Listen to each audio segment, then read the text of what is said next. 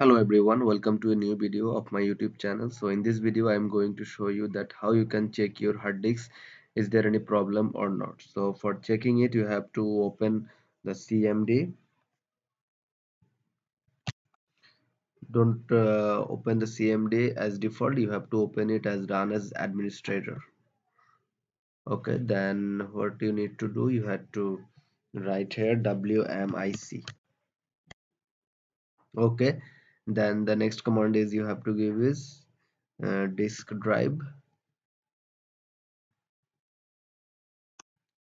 get space status.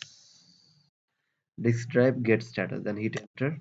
As you can see, status is okay, which means that I have no problem in my hard drive. So in case if any problem, it will show. So for you it can be different. So in case you get any kind of a problem, so firstly you need to do is exit. Then what you needs to do is CHKDSK.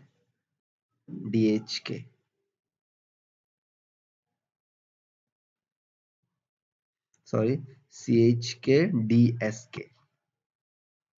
CHKDSK.